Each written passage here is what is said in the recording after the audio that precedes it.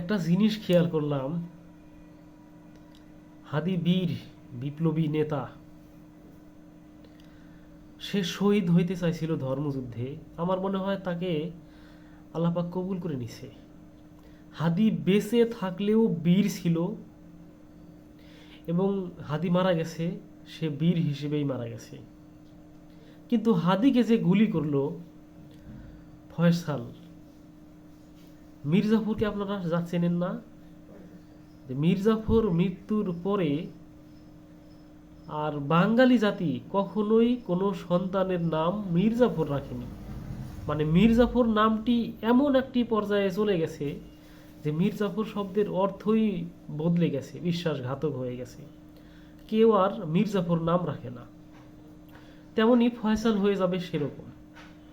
Faisal border cross করে ভারতে চলে গেছে। এখানে কি শেষ? সে নিরাপদ? গতকালকেই শুনেছি তার বাবা মাকে গ্রেপ্তার করা হয়েছে। এখন ফয়সাল যদি তার বাবা মাকে ভালোবেসে থাকে, যদি ফয়সাল তার বাবা মায়ের সন্তান হয়ে থাকে, তাহলে বাবা মাকে বাঁচানোর তাগিদে ফয়সাল বাংলাদেশে এসে আইনের হাতে নিজেকে ধরা দিতে বাধ্য।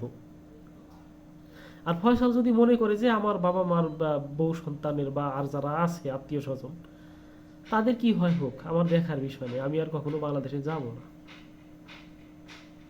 সেটা তার ব্যাপার। কিন্তু আমার কাছে যেটা মনে হলো, হাদি বেঁচে থাকলেও সে যথেষ্ট মর্যাদা লাভ করত, সে বীর থাকতো। এবং হাদি মারা গেছে, সে বীর আছে, সে বিপ্লবী নেতা। আর ফয়সালের একুল ওকুল দুকুলই শেষ।